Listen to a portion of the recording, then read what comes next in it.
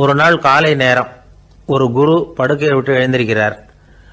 உடனே சீடர்களை பார்த்து எல்லாரும் இப்படி வாங்கங்கிறார். எல்லாரும் வர்றாங்க வேகமாக. என்னங்க வேணும் உங்களுக்கு அப்படிங்கிற மாதிரி எல்லாரும் குருவை பார்த்தாங்க பயபக்தியோட. குரு அந்த சீடர்களை பார்த்து, இதை பாருங்கள், இப்போ நான் ஒரு சிக்கலான விவகாரத்தில் மாட்டிக்கிட்டு இருக்கிறேன், அதை நீங்கள் தீர்த்து வச்சா நல்லதுன்னார். சீடர்களுக்கு ஒன்றும் புரியல. என்ன இது இவர் இப்படி சொல்கிறாரு?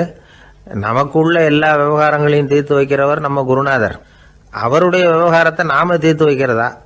ஆச்சரியமாக இருக்குதே, குருநாதருக்கே சிக்கலா அப்படின்னு யோசனை பண்ண ஆரம்பித்தாங்க. இருந்தாலும் ரொம்ப பணிவாக கேட்டாங்க, சுவாமி உங்களுக்கே சிக்கலா? இந்த உலகத்து சிக்கல்களுக்கும் சிரமங்களுக்கும் அப்பாற்பட்டவர் அல்லவா தாங்கள், அப்படிப்பட்ட உங்களுக்கு சிக்கல்னா அது எப்படி அப்படின்னாங்க. எனக்கு ஏற்பட்டிருக்கிற சிக்கல் அவ்வளவு பெருசு, ரொம்ப பெரிய விவகாரம் அது அப்படின்னார் குரு. கொஞ்சம் விவரமாக சொல்லுங்க அப்படின்னாங்க இவங்க. இப்போ அந்த குரு விவரத்தை சொன்னார். அதாவது நேற்று ராத்திரி நான் ஒரு கனவு கண்டேன். அந்த கனவுல நான் ஒரு பட்டாம்பூச்சியாக மாறிட்டேன். அப்படி மாறி ஒவ்வொரு மலராக பறந்து போய் உட்காந்து தேன் சாப்பிட்டேன் அப்படின்னார். சீடர்கள் இதை கேட்டதும் ரொம்ப திகைச்சு போயிட்டாங்க. என்ன இது, இது ஒரு பெரிய பிரச்சனையா? ஒரு சாதாரண கனவு கண்டதுக்காகவா இந்த காலை வேளையில் நம்மளையெல்லாம் குருநாதர் இவ்வளவு அவசரமாக கூப்பிட்டுருக்கார் அப்படின்னு நினச்சாங்க. இருந்தாலும் கேட்டாங்க, இதில் என்ன சிக்கல் சுவாமி?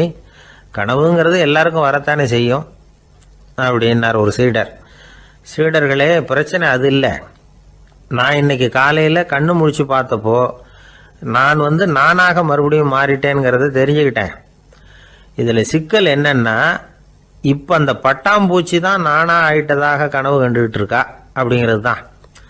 ஒரு மனுஷன் பட்டாம்பூச்சி ஆகிறதாக கனவு காண முடியுங்கிறப்போ அந்த பட்டாம்பூச்சியும் மனுஷனாக ஆகிறதாக கனவு காண முடியும் இல்லையா?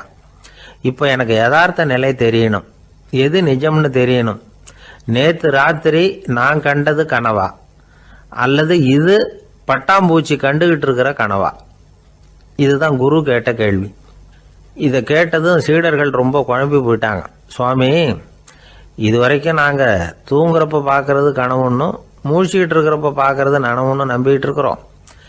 இப்போ எங்களை ரொம்ப குழப்பிட்டீங்க, இதுக்கு பதில் சொல்ல எங்களுக்கு சக்தி இல்லை அப்படின்னு சொல்லிவிட்டாங்களாம்.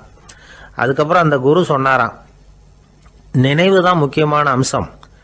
முடிவு கட்டம்னா பகலின் நினைவுகளை விட இரவின் கனவுகளே ரொம்ப உண்மை. ஒருத்தன் தூங்க போனால் தூங்கிக்கிட்டே இருந்தால் அவன் காணும் கனவு பொய்ங்கிறத அவன் உணர மாட்டான். ஒவ்வொரு கனவும் காணும் பொழுது அது ரொம்ப உண்மையாக தான் தெரியுது.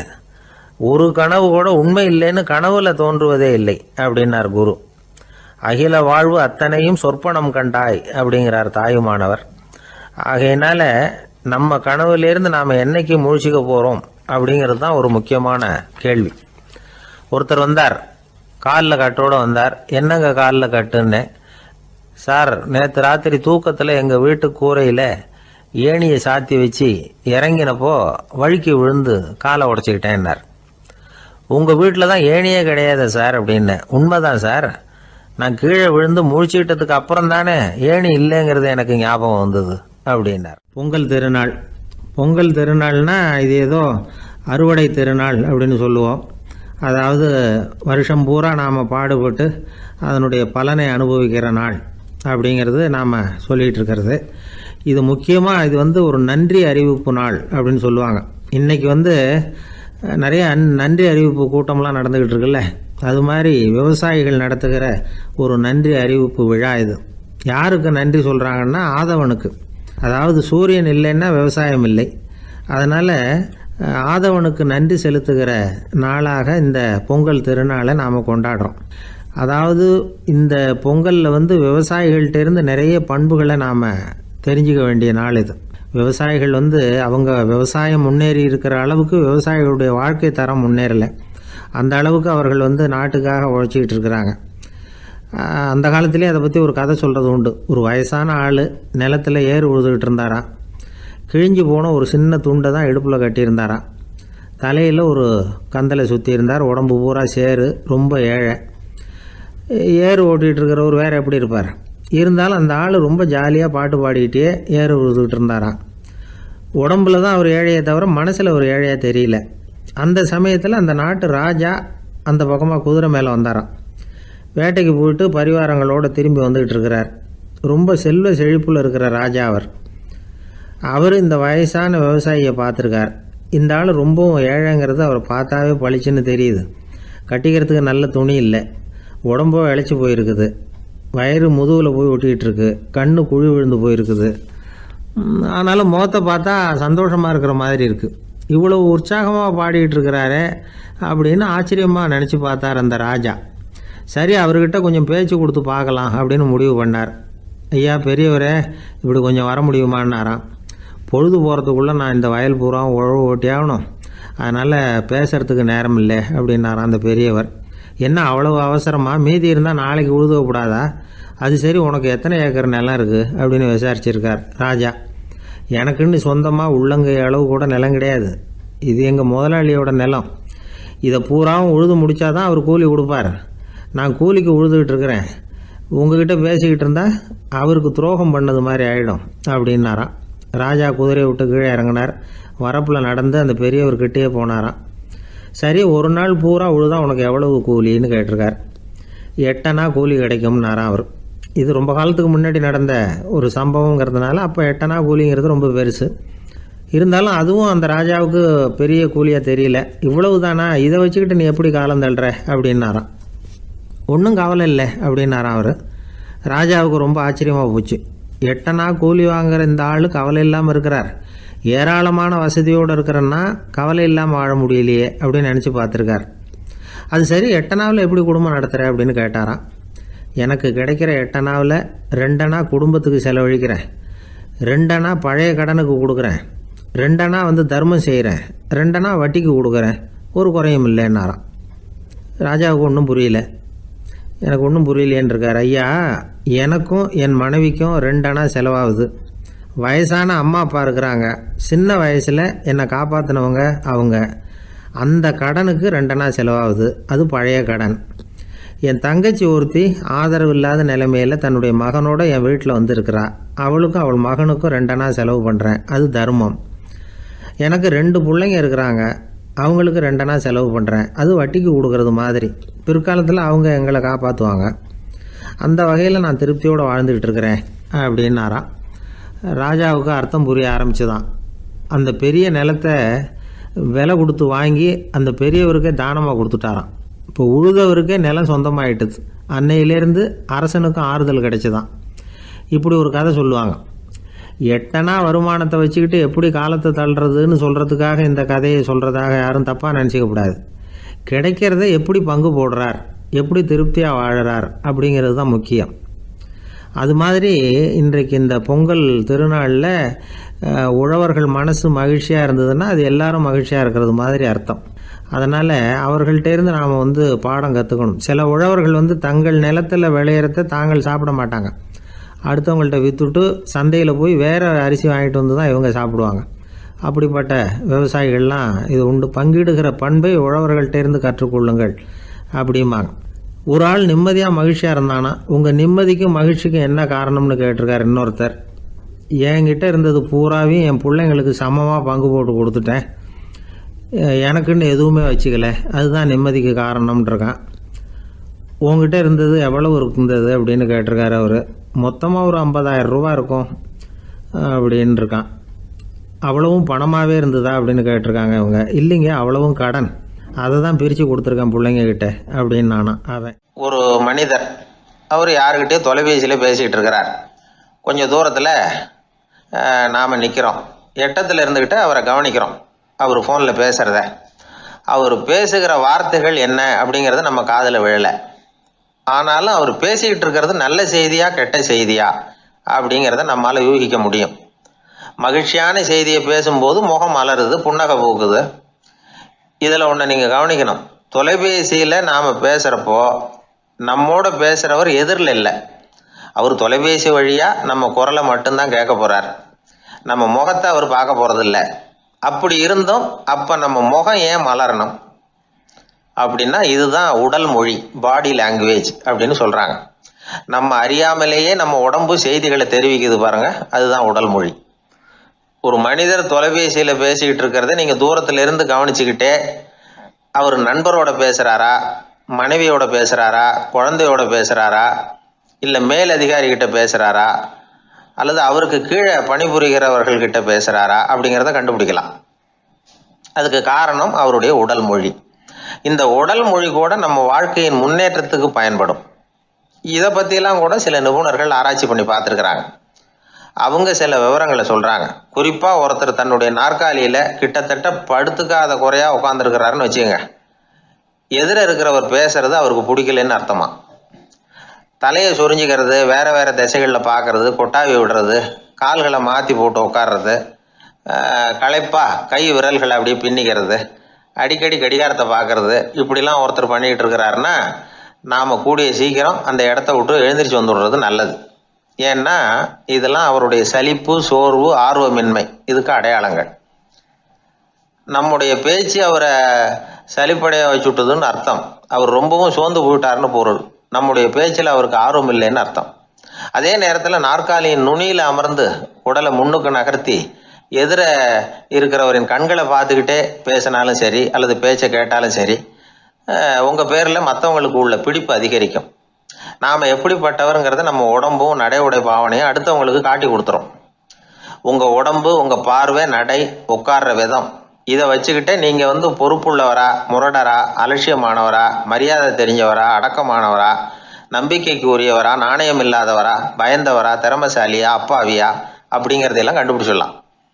அதனால் இந்த உடல் மொழியை புரிஞ்சுக்கிட்டு நம்மளை கொஞ்சம் சரிப்படுத்திக்கிட்டோம்னா வாழ்க்கையில் சுலபமாக பல காரியங்களை சாதிக்க முடியும்.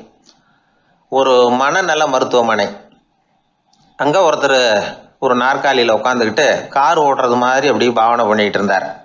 ஸ்டியரிங்கை திருப்புறது மாதிரி, பின்னாடி வர்ற வண்டியை நிற்க சொல்கிறது மாதிரி, அப்புறம் இவர் ஒதுங்கிக்கிட்டு அவருக்கு வழி விடுறது மாதிரி, இப்படிலாம் சேட்டைகள் பண்ணிக்கிட்டு இருந்தார் மனநல மருத்துவமனையில். இதை பார்த்துக்கிட்டு இருந்த ஒருத்தர் பக்கத்தில் இருந்த இன்னொருத்தர்கிட்ட கேட்டார், இவர் ஏன் இப்படி பண்ணுறாரு, இவருக்கு ஏன் அப்படி வந்தது நிலைமை அப்படின்னு சொல்லி அவர் விசாரித்தார். அப்போ அவர் விவரம் சொன்னார்.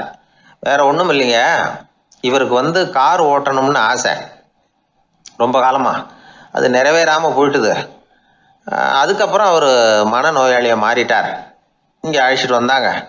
இங்கே அழைச்சிட்டு வந்ததுலேருந்து அப்படி தான் பண்ணிகிட்டு இருக்கிறார். அவர் கார் ஓட்டுறது மாதிரிலாம் பாவனை பண்ணிகிட்டு இருப்பார், திருப்புறது மாதிரி பண்ணுவார், பின்னாடி வர்றவங்களுக்கு இடம் விடுவார், இப்படிலாம் செய்கிறார் அப்படின்னு விவரம் சொன்னாங்க.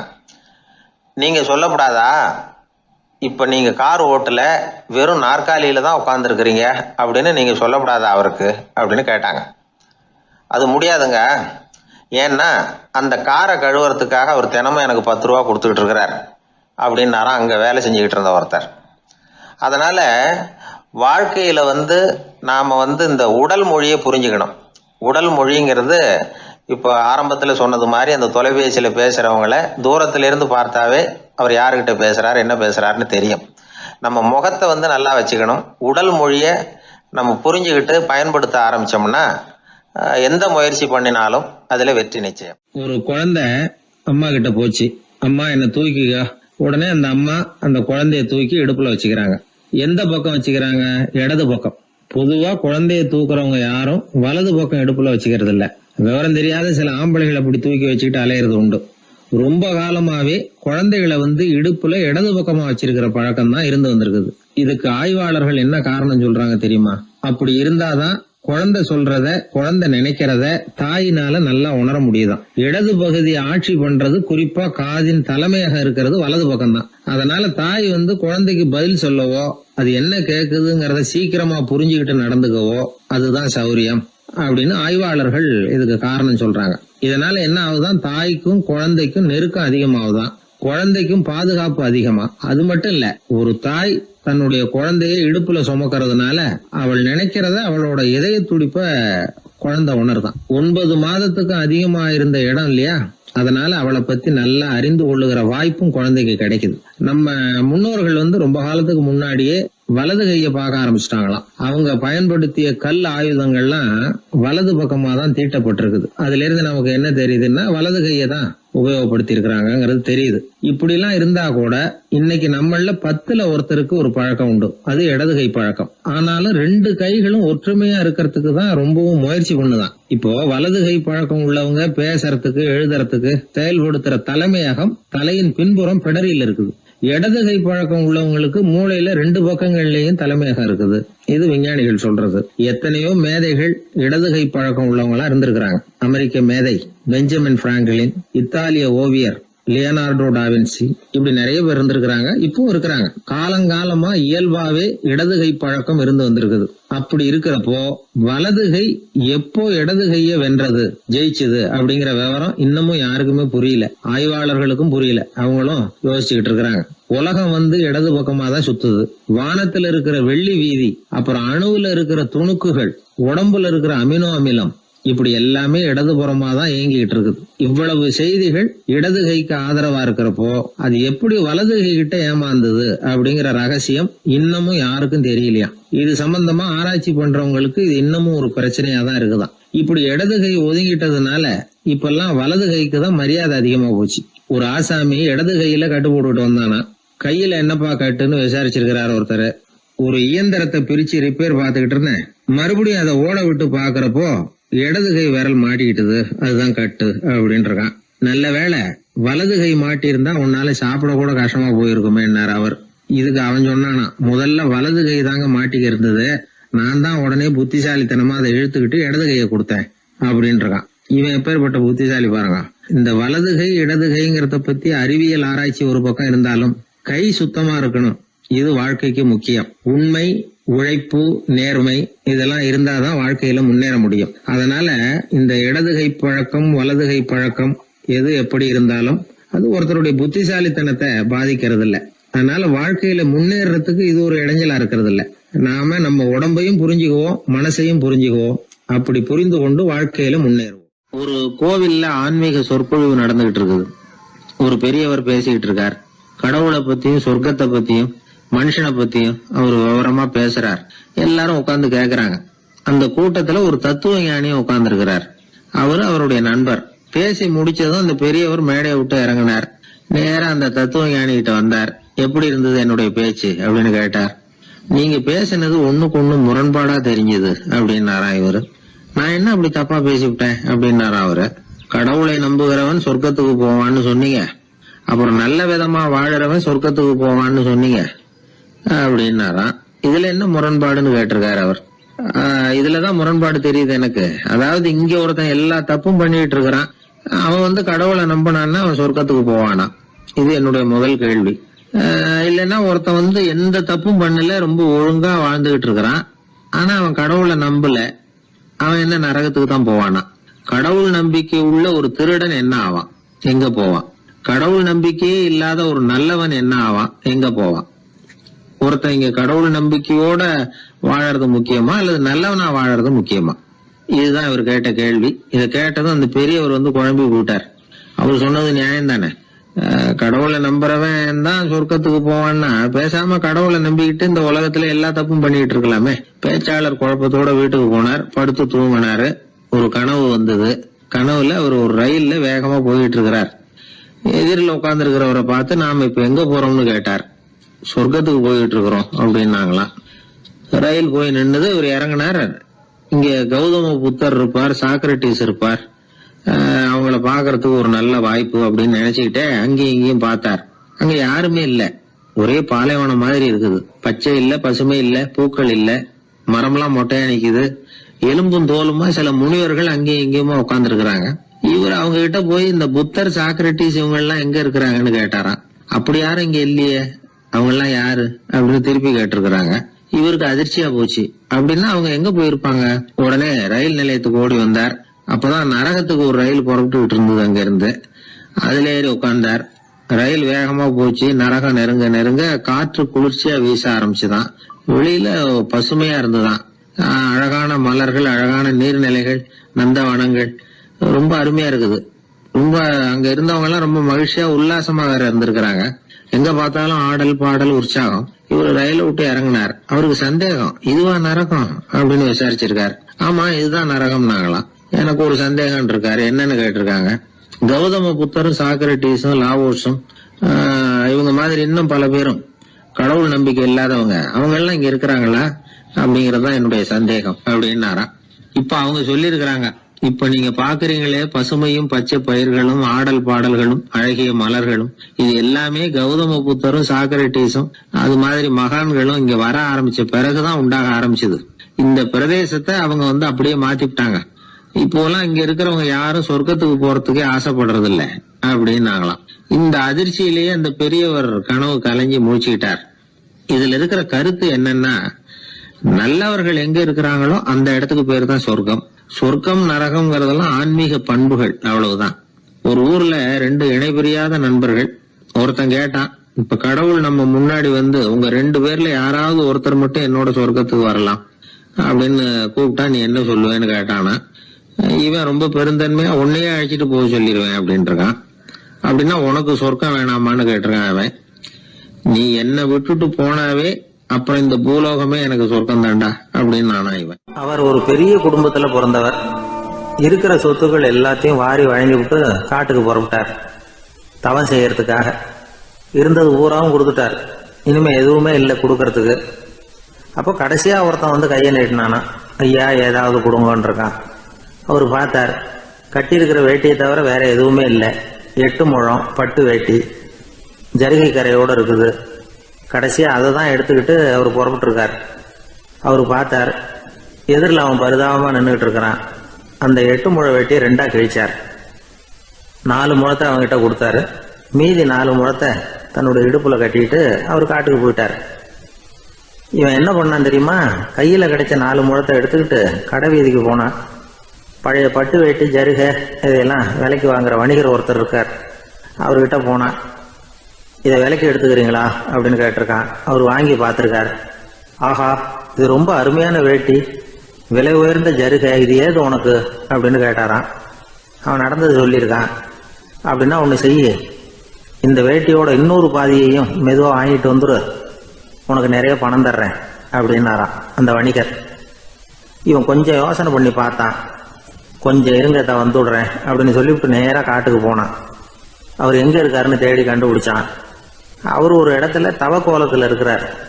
கட்டியிருந்த இடைவேட்டியும் அவர் அறியாமல் நழுவி கீழே விழுந்து கிடக்குது. இவனுக்கு ரொம்ப வசதியாக போச்சு. அவரை கேட்க வேண்டிய அவசியமே இல்லை. மெதுவாக சத்தம் போடாமல் அடி மேலே அடி வச்சு நெருங்கினான். அவர் கண்ணை மூடிக்கிட்டு அவர் பாட்டு நின்றுட்டு இருக்கிறார். இவன் மெதுவாக போய் கீழே கிடந்த அந்த துணியை எடுத்துக்கிட்டு சத்தம் போடாமல் திரும்பி நடந்தான். ஒரு 2-3 அடி எடுத்து வச்சிருப்பான். அப்படி ஓட ஆரம்பிக்கிற சமயத்தில் அவன் காலில் கீழே கிடந்த முள்ளு ஒன்று நறுக்குன்னு தச்சு விட்டுது. வலி தாங்க முடியாமல் அம்மான்னு கத்திருக்கான். இந்த சத்தத்தினால கண்ணை மூடி நின்றுகிட்டு இருந்த அவரோட தவம் கலைஞ்சது. மெல்ல கண்ணை திறந்து பார்க்கிறார். தன் இடையில இருந்த வேட்டி அவன் கையில் இருக்கு. இப்போ அவர் நினைக்கிறார், என்ன நினைக்கிறாருன்னா, இந்த வேட்டி மீது நான் வைத்த ஆசையல்லவா அவனை திருடனாக ஆக்கி விட்டது அப்படின்னு நினைச்சாராம். இந்த வேட்டி மேல நாம வச்ச ஆசை அவனை திருடும்படி ஆக்கிவிட்டதே அப்படின்னு நினைச்சாராம். இது எப்பேற்பட்ட மனநிலை அப்படிங்கிறத கொஞ்சம் யோசனை பண்ணி பாருங்க. தான் ஒரு பொருள் மேல வச்ச பற்று இன்னொரு மனிதன் திருடனாக ஆகிறதுக்கு காரணம் ஆயிட்டுதேன்னு நினைக்கிறார். அப்படி நினைச்ச அந்த பெரியவர் யார் தெரியுமா? அவர் தான் மகாவீரர். இழந்துட்டேங்கிறிய, நீ என்னத்தை கொண்டுகிட்டு வந்த எங்க இழந்துடுறதுக்கு? நீ என்னத்தை உண்டாக்குன இது அழிஞ்சுட்டுதுன்னு சொல்றதுக்கு? இதுதான் அவருடைய சிந்தனை. இன்றைக்கு நம்ம சிந்தனையெல்லாம் வேற மாதிரி இருக்குது. ஒருத்தன் நடுத்தருவில் உட்காந்து அழுதுகிட்டு இருந்தான். அந்த வழியா ஒருத்தர் ஏன்பா அழறேன்னு கேட்டாராம். 5 ரூபா சார், இந்த இடத்துல விழுந்துட்டுது, ரொம்ப நேரமா தேடுறேன், கிடைக்காது போல இருக்கு அப்படின்னு சொல்லிவிட்டு அழறான். எப்போ தொலைஞ்சதுன்னு கேட்டாராம் அவரு. அது எனக்கு தெரியாது சார், பணத்தை தொலைச்சவன் தேடி பார்த்துட்டு போயிட்டான், நான் அவனுக்கு பின்னாடி தேட வந்தவன் அப்படின்னு நானா. இவன் அள்ள அள்ள குறையாதது அட்சய பாத்திரம், அது நமக்கு தெரியும், கேள்விப்பட்டிருக்கிறோம். ஆனால் போட போட நிரம்பாத ஒரு பாத்திரம் உண்டு. அது என்ன தெரியுமா? நம்மள பல பேர்கிட்ட அந்த பாத்திரம் உண்டு. அதுதான் பேராசை அப்படிங்கிற பாத்திரம். அதை நிறைவு செய்யவே முடியாது. பேராசையை பற்றி சுஃபி இலக்கியத்தில் ஒரு பிரபலமான கதை உண்டாம். அதை ஒரு பெரியவர் எடுத்து சொல்லியிருக்கிறார். ஒரு மன்னர் நகர்வலம் போயிட்டு இருக்கார். ஒரு பிச்சைக்காரன் மன்னர் எதிரில் வரான். பிச்சை போடுங்கிறான். என்னுடைய அமைதியை கெடுக்காதே போங்கிறார் மன்னர். அவன் சிரிக்கிறான். அரசே, உங்களுடைய அமைதி கெடக்கூடிய நிலையில் இருந்தா அதுக்கு பேர் அமைதியே கிடையாது அப்படின்னானா. எதிரில் நிற்கிறது வெறும் பிச்சைக்காரன் இல்லை, யோகி அப்படிங்கிறத மன்னர் புரிஞ்சுக்கிட்டார். துறவியே, உங்களுக்கு என்ன வேணும்னாலும் கேளுங்க, கொடுக்குறேன்னாராம். அந்த துறவி மறுபடியும் சிரிக்கிறார். அரசே, உங்களால் முடியாததையெல்லாம் கொடுக்க முடியும்னு சத்தியம் செய்யாதீங்க அப்படின்னார். மன்னருக்கு கோபம் வந்துட்டுது. என்ன இவர் இப்படி சொல்றாரு அப்படின்னு நினைச்சார். நகர்வலத்தை பாதியிலேயே நிறுத்தினார். வாங்க அரண்மனைக்குன்னார். துறவியை அழைச்சிக்கிட்டு அரண்மனைக்கு வந்துட்டார். துறவி தன்கிட்ட இருந்த பிச்சை பாத்திரத்தை நீட்டினார். இது நிறைய எனக்கு பொற்காசுகள் வேணும் அப்படின்னாராம். அவ்வளவுதானா, இது ஒரு பெரிய காரியமா அப்படின்னு கையை தட்டினாராம் மன்னர். ஒரு பெரிய தாம்பாளம் நிறைய பொற்காசுகள் வந்து சேர்ந்தது. அதை அள்ளி போட்டார். போட போட அந்த பிச்சை பாத்திரம் நிரம்பவே இல்லை. பொற்காசுகள் போட போட அவ்வளவையும் உள்ள வாங்கிக்கிட்டே இருக்குது. அரசாங்க கஜானாவே காலி ஆயிட்டுது. மூட்டை மூட்டையா பொற்காசுகளை கொட்டி பார்த்துட்டாங்க. அது முழுங்கிக்கிட்டே இருக்குது. கடைசி வரைக்கும் அந்த பிச்சை பாத்திரம் வந்து நிரம்பவே இல்லை. அரசர்கிட்ட இருந்த கர்வம் போயிட்டுது. அப்படியே பொத்துன்னு துறவி காலில் விழுந்தார். அப்போ அந்த துறவி சொன்னாராம், மன்னா, இந்த பிச்சை பாத்திரத்தை உங்களால் மட்டும் இல்லை, வேற யாராலையும் நிரப்ப முடியாது. அதுக்கு என்ன காரணம்னா, இது வந்து சாதாரண பிச்சை பாத்திரம் இல்லை, பேராசைகளோட வாழ்ந்து செத்து போன ஒரு மனிதனின் மண்டை ஓடுது அப்படின்னாராம். பாருங்க, இதுதான் அந்த சுஃபி இலக்கிய கதை. செத்த பிறகும் நிறைவு இல்லைன்னா அது எப்பேற்பட்ட பேராசையா இருக்கும்னு யோசிச்சு பார்த்துங்க. நம்மால் ஒருத்தர் கல்யாணம் பண்ணிக்க பொண்ணு பார்த்துக்கிட்டு இருந்தார். அழகு, அறிவு, படிப்பு எதுவும் தேவையில்லை, பணம் மட்டும் இருந்தா போதும் அப்படின்னு பார்க்குறவங்க கிட்ட எல்லாம் சொல்லி வச்சார். ரொம்ப நாளைக்கு அப்புறம் ஒரு பணக்காரர் கிடைச்சார். அவர் சொன்னார், இதை பாருங்க, எனக்கு 20 வயசுல ஒரு மகள், அவளை நீங்க கல்யாணம் பண்ணிக்கிட்டா 2 லட்சம் பணம் கொடுப்பேன். 25 வயசுல ஒரு பொண்ணு, அவளை கல்யாணம் பண்ணிக்கிட்டா 2.5 லட்சம் தருவேன். 30 வயசுல ஒரு பொண்ணு இருக்கா, அவளை கல்யாணம் பண்ணிக்கிட்டா 3 லட்சம் தருவேன். என்ன சொல்ற அப்படின்னாராம். இவன் கொஞ்ச நேரம் யோசிச்சு பார்த்துருக்கான். அதுக்கப்புறம் மெதுவாக அவரை நிமிர்ந்து பார்த்து, ஏன் சார், உங்ககிட்ட 50 வயசுல ஏதாவது பொண்ணு இருக்கா அப்படின்னு கேட்டானா. ஒரு ஊர்ல ஒரு ஞானி இருக்கிறார். ரொம்ப பெரிய ஞானி. ரொம்ப வயசாயிட்டுது. கடைசி காலத்தில் அவர்கிட்ட சில பேர் வந்தாங்க. உங்க குரு யார் அப்படின்னு கேட்டாங்க. அவர் நிமிர்ந்து பார்த்தார். எனக்கு ஆயிரக்கணக்கான குருமார்கள் உண்டு, அவங்க பேரெல்லாம் சொல்லணும்னா இந்த காலம் பத்தாது. ஆனால் முக்கியமான ஒரு 3 பேரை பற்றி மட்டும் உங்களுக்கு சொல்கிறேன் அப்படின்னாராம். அப்புறம் சொன்னார், அந்த 3 பேரில் ஒருத்தன் ஒரு திருடன். ஒரு சமயம் ஒரு பாலைவனம் வழியாக நான் போய்கிட்டு இருந்தேன். அப்போது வழி தவறி போய் ஒரு கிராமத்துக்கு போயிட்டேன். அது இருட்டு நேரம், நடு ராத்திரி, ஊரே உறங்கி போச்சு. அந்த நேரத்தில் ஒரு ஆள் மட்டும் ஒரு வீட்டு சுவத்தில் ஏதோ பண்ணி உள்ளே நுழையிறதுக்கு முயற்சி பண்ணிகிட்டு இருக்கிறான். அவங்கிட்ட போய், நான் இன்னைக்கு இங்கே எங்கே தங்க முடியும் அப்படின்னு கேட்டேன். அதுக்கு அவன், இந்த ராத்திரி வேளையில் அது ரொம்ப சிரமம், ஒரு திருடனோட உங்களால் தங்க முடியும்னா நீங்கள் என்னோட தங்கலாம் அப்படின்னா. நான் அவங்க கூட 1 மாதம் தங்கியிருந்தேன். ஒவ்வொரு நாள் ராத்திரியும், இப்போ நான் என்னுடைய வேலைக்கு போகிறேன், நீங்கள் ஓய்வு எடுத்துக்கோங்க அப்படின்னு சொல்லிவிட்டு போவான். அவன் திரும்பி வந்த உடனே உனக்கு ஏதாவது கிடைச்சிதான்னு நான் கேட்பேன். அதுக்கு அவன், இன்னைக்கு ராத்திரி ஒன்றும் இல்லை, நாளைக்கு மறுபடியும் முயற்சி பண்ணுவேன் அப்படின்பா. எப்பவும் அவன் நம்பிக்கை இழந்ததே கிடையாது. எப்பவும் சந்தோஷமாகவே இருப்பான். நானும் ரொம்ப காலமாக தியானம் பண்ணிக்கிட்டே இருந்தேன். ஒன்றுமே நடக்கலை. ஆனால் நான் என்ன பண்ணேன் தெரியுமா, மனசு வருத்தப்படும், நம்பிக்கை இழந்துருவேன். அப்போல்லாம் அந்த திருடனுடைய விடாமுயற்சி தான் ஞாபகத்துக்கு வரும். அதனால் அந்த திருடன் எனக்கு ஒரு குரு. என்னுடைய 2வது குரு யாருன்னா, அது ஒரு நாய். இது எப்படின்னா, ஒரு சமயம் எனக்கு ரொம்ப தாகமாக இருந்தது. ஒரு நதியை நோக்கி போய்கிட்டு இருந்தேன். அப்போ ஒரு நாயும் வந்தது. அதுக்கும் தாகம். ஓடி வந்து ஆற்றை பார்த்துது. அதோட நிழல் வந்து ஆற்றுல தெரிஞ்சுது. அதை பார்த்ததும் பயந்துட்டுது. அதாவது அது தன்னுடைய சொந்த உருவத்தையே கண்டு பயந்தது. அதை பார்த்து குறைக்குது, திரும்பி ஓடிச்சு. ஆனால் அதுக்கு தாகம் அதிகமாக இருந்ததுனால அது மறுபடியும் திரும்பி வந்தது. பார்த்தா மறுபடியும் தண்ணியில் நாயோட உருவம் தெரியுது. இப்படி சில தடவை பண்ணிச்சு. இருந்தாலும் கடைசியில் தண்ணியில் குதிச்சுட்டுது துணிஞ்சி. இப்படி குதிச்ச உடனே அதோட உருவமும் மறைஞ்சுட்டுது. இதை பார்த்தேன். நான் என்ன புரிஞ்சுக்கிட்டேன்னா, எவ்வளவுதான் பயம் இருந்தால் கூட ஒருத்தன் தைரியமாக காரியத்தில் இறங்கணும் அப்படிங்கிறத புரிஞ்சுக்கிட்டேன். இந்த போதனை அந்த நாய்கிட்ட இருந்து எனக்கு கிடைச்சிது. இது ஒன்று. அடுத்தது என்னுடைய 3வது குரு யாருன்னா, அது ஒரு சின்ன குழந்தை. நான் ஒரு சமயம் ஒரு நகரத்துக்கு போனேன். அங்கே ஒரு குழந்தை எரிகிற மெழுகுவத்தி ஒன்று எடுத்துக்கிட்டு வந்தது. நான் அந்த குழந்தைய பார்த்து வேடிக்கையாக கேட்டேன், ஏன் பாப்பா இந்த மெழுகுவத்தியை நீயாவே கொளுத்துனியா அப்படின்னு கேட்டேன். ஆமான்னுது அந்த குழந்தை. சரி, இந்த மெழுகுவத்தி முன்னாடி எரியாமல் இருந்தது, இப்போ எரியுது. இந்த மெழுகுவத்திக்கு வெளிச்சம் எங்கேருந்து வந்தது, அதை எனக்கு காட்ட முடியுமா அப்படின்னு கேட்டேன் அந்த குழந்தைகிட்ட. இதுக்கு அந்த குழந்தை சிரிச்சுக்கிட்டு அந்த மெழுகுவத்தியை ஊதி அணைச்சுட்டுது. அதுக்கப்புறம் என்னை பார்த்து கேட்டுது, இப்போ இந்த மெழுகுவத்தியின் வெளிச்சம் போனதை பார்த்தீங்க இல்லையா, அது எங்கே போச்சுன்னு எனக்கு சொல்லுங்க அப்படின்னுது. அந்த குழந்தை இப்படி கேட்டதும் என்கிட்ட இருந்த ஆணவம் அழிஞ்சுட்டுது. நான் படித்ததெல்லாம் அந்த வினாடியில் சுக்கு நூறாக போயிட்டுது. என்னுடைய முட்டாள்தனத்தை நான் உணர்ந்தேன் அப்படின்னு இவ்வளவும் அந்த ஞானி விவரமாக சொன்னாராம். அதனால் நாம் இன்னார்கிட்ட இருந்து தான் இதை கற்றுக்கணுங்கிறது இல்லை, யாருக்கிட்ட இருந்தும் எதையும் கற்றுக்கலாம்.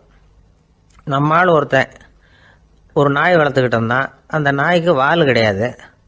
யாரோ ஏற்கனவே வெட்டி எடுத்துட்டாங்க. இந்த நாய் தான் சார் எனக்கு குரு, அதுகிட்டே இருந்து கூட நான் பாடம் கற்றுக்கிட்டு இருக்கிறேன் அப்படின்னா. அப்படி என்ன கற்றுக்கிட்டேன் இந்த வால் இல்லாத நாய்கிட்டே இருந்து அப்படின்னு கேட்டோம். நாம் யாருக்கிட்டையும் வாலாட்டக்கூடாது அப்படிங்கிற பாடத்தை அதுகிட்டே இருந்து தான் நான் கற்றுக்கிட்டேன் அப்படின்னா. விவசாயிகள் அவங்க விவசாயம் முன்னேறி இருக்கிற அளவுக்கு விவசாயிகளுடைய வாழ்க்கை தரம் முன்னேறலை. அந்த அளவுக்கு அவர்கள் நாட்டுக்காக உழைச்சிக்கிட்டு இருக்கிறாங்க. அந்த காலத்திலே அதை பற்றி ஒரு கதை சொல்றது உண்டு. ஒரு வயசான ஆள் நிலத்தில் ஏறு ஊதுகிட்டு இருந்தாராம். கிழிஞ்சு போன ஒரு சின்ன துண்டை தான் இடுப்பில் கட்டியிருந்தாராம். தலையில் ஒரு கந்தலை சுற்றி இருந்தார். உடம்பு பூரா சேரு, ரொம்ப ஏழை. ஏறு ஓட்டிகிட்டு இருக்கிறவர் வேற எப்படி இருப்பார்? இருந்தாலும் அந்த ஆள் ரொம்ப ஜாலியாக பாட்டு பாடிக்கிட்டே ஏறு ஊதுகிட்டு இருந்தாராம். உடம்புல தான் அவர் ஏழையை தவிர மனசில் ஒரு ஏழையா தெரியல. அந்த சமயத்தில் அந்த நாட்டு ராஜா அந்த பக்கமாக குதிரை மேலே வந்தாராம்.